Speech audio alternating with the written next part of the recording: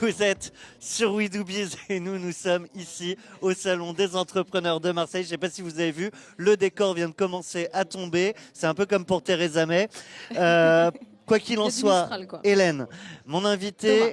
qui arrive, notre invité, tu ne le connais pas, moi je sais qui c'est. Donc je vais juste vous proposer d'embarquer dans une aventure entrepreneuriale. J'accueille Christopher Pratt pour la session de pitch. Bonjour Christopher. Bonjour. Tu vas avoir 30 secondes pour qu'Hélène devine ce que tu fais. Tu vas dessiner, pas dire un mot. Okay. Hélène doit deviner. Ok. Et après, on te tend le micro, bien évidemment, pour comprendre ta boîte. Attention, t'es prête? Parti. Ouais. Ok. Alors, bah je sais. Ah bah Allez, oui. faut deviner, Alors bah, faut ça c'est deviner. facile, c'est un voilier. Ok. C'est un voilier. Alors qu'est-ce qu'il fait? Donc c'est quelqu'un qui fait de la voile. C'est toi, c'est Christopher. Ok. Pour l'instant, J'aurais tout va rajouté bien. un peu de cheveux, moi. Et là, la destination, c'est le chemin. T'as quelque chose pour accompagner les navigateurs dans leur parcours? Traverser l'Atlantique. Non, tu vois là, c'est voilà. Ah oui, donc traverser l'Atlantique. Ok, traverser de l'Atlantique. On y est. Et ça, c'est pas c'est une entreprise en soi, Bah alors, mais pas une entreprise. Deuxième étape. Concentration. Ah, c'est pas évident, hein, on vous met dans des situations pas faciles, mais les entrepreneurs relèvent le défi du Pictionary. Là, il y a un plus gros bateau. Ok. Il faut parler, Hélène. Hein. Bah, attends, si je trouve pas, je peux pas quoi dire. Ah, c'est une relation entre les... Oui, c'est toi? C'est une relation entre les navigateurs? Ah, je comprends pas du tout. Ce n'est pas le Tinder des navigateurs. Il reste en solitaire. C'est... Ouais. J'entends covoiturage dans le vous public. venez secourir les migrants? Ah non. Bah, je sais pas. Je sais pas, moi. C'est le blablacar du migrant. Il a une valise. Vous faites du covoiturage, du co... Mais quoi? Le gars a une valise. C'est drôle, c'est drôle. Ok, donc il voyage quand même. Bon, je pense que les C'est pour 30 le travail. secondes sont passées. C'est pour le travail, ok. Donc, ils vont travailler sur un bateau. Ah, c'est un espèce de coworking sur un bateau. Allez, je pense que les 30 secondes sont passées. J'allais trouver là, j'allais trouver. T'étais pas loin, t'étais pas loin. Christopher, je te propose voilà, de rester là pour être face à la caméra et de prendre ce micro. Non, c'est non, parfait. reste debout par contre. Ah ouais. Alors, il faut nous raconter ce dessin. Bon, donc mon métier principal, c'est de traverser l'Atlantique en solitaire sur un bateau. Tu es navigateur skipper. Voilà, c'est ça. Et j'ai une boîte, parallèlement à ça, j'ai une boîte avec mon associé qui est ici, Amandine, qui s'appelle Marseille, sail pour sailing en anglais. Petit jeu de mots. Petit jeu de mots, Attention. je vois que vous aussi vous aimez bien les jeux de mots. Et avec laquelle j'emmène des entrepreneurs sur des bateaux pour travailler sur des problématiques managériales. Ah bah voilà, j'avais un peu trouvé quand même. Ah, on n'était pas loin, on Ouais, n'était pas j'ai loin. dit du coworking, C'est moi qui dessine très mal surtout, mais... Et du coup, typiquement, qu'est-ce qu'on apprend en tant que manager sur un bateau? Bah, l'idée, c'est vraiment de faire le rapprochement, et la métaphore, elle est assez évidente. Hein. Il faut tenir à la barre, tenir le cap, être un capitaine. Donc, toutes ces métaphores classiques, on les connaît bien. Et donc, nous, on n'a pas du tout prétention d'apprendre aux gens à faire du business ou à manager leur entreprise. Par contre, nous, on est experts dans notre pratique de la course au large en solitaire, mais aussi en équipage.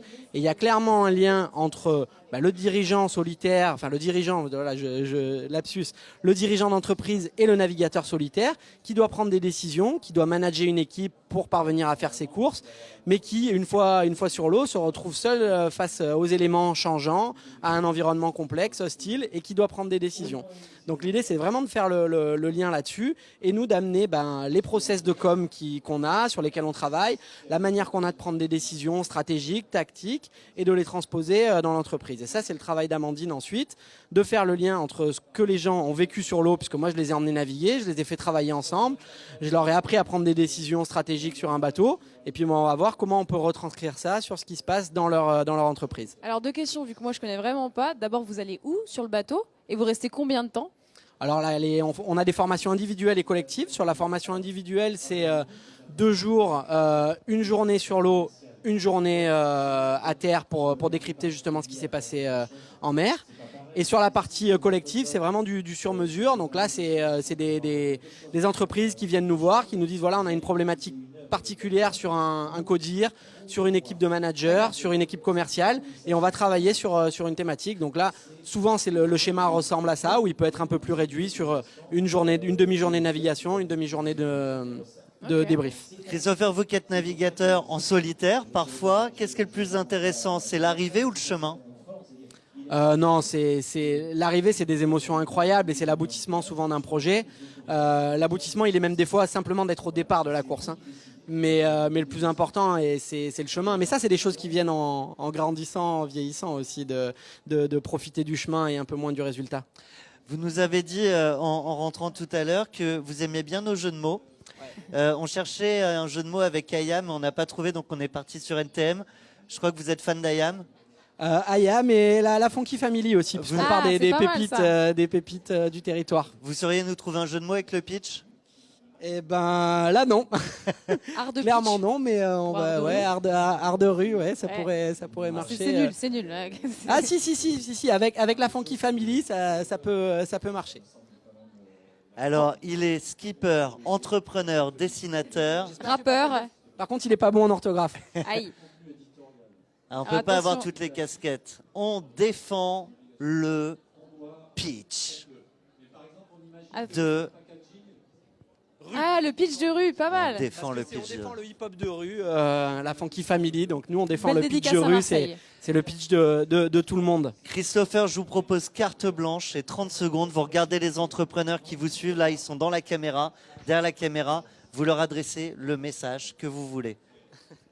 À tous les entrepreneurs, vous dire que moi aussi je suis un entrepreneur, que pour faire des courses en solitaire, c'est gérer une entreprise au quotidien avec les mêmes problématiques que vous. Lever des fonds, trouver des budgets, communiquer, être un bon commercial. Et puis après, une fois que je suis sur l'eau, là encore, je rencontre des problématiques qui sont identiques puisqu'il faut que je prenne les bonnes décisions, que je fasse partager ce qui se passe sur l'eau au plus grand nombre pour que mes partenaires soient heureux et aient un bon retour sur investissement et que je sois content de moi, de ce qui s'est passé et que j'ai pu générer un maximum d'envie, de rêve chez ceux qui suivent ça. On redit le nom de votre boîte, Marseille. On était à Marseille, votre ville, et sur le salon des entrepreneurs, sur We Do Biz. Merci à vous, Christopher Pratt. Merci, Christopher. Merci à vous de nous avoir suivis et à très bientôt, toujours sur We Do Biz.